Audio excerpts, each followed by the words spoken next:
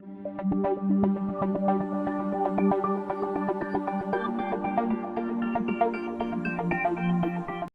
and we are still in step 4 of the writing process, revising and editing. And right now we're focusing on ways to vary our sentence structure. Now, the reason we want to vary our sentence structure is because we don't want to sound monotonous. We don't want all of our sentences to be written exactly the same way.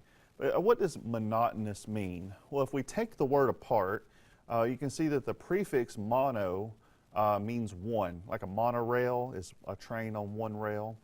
And tone, well, you know what a tone is. It's a sound. So monotone or monotonous just means one sound. And if you've ever had a teacher who talked like this for the entire hour and never changed the inflection of their voice, you can tell how boring that would get, and it usually puts you to sleep. That's monotonous. And just like my speech was monotonous and very dull, we also can be monotonous in our writing if we write all of our sentences in exactly the same style. So we're going to go over 4 ways of varying our sentence structure so that we keep it interesting. The one we're going to go over in this video is the first one, adding a second complete thought. We call this coordination.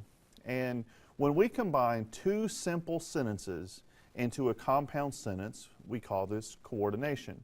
The 2 simple sentences in a compound sentence are usually connected by a comma and a joining word. And a joining word you're very familiar with. We also call them conjunctions. And these are words like and, but, for, or, nor, so, and yet.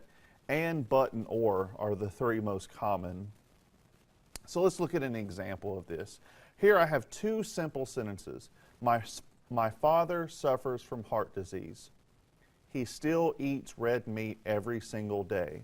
Well, these 2 ideas definitely go together. They're connected.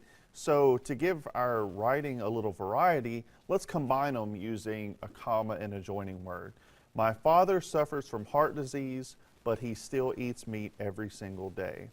Now, we want to make sure that we get in both that comma and that joining word. If we have the comma but without the joining word, that's what is known as a comma splice. If we have the joining word but without the comma, that is known as a run-on. So we need both the comma and the joining word to make a compound sentence. In the next video, I'm going to go over some more examples of coordination before we move on to subordination.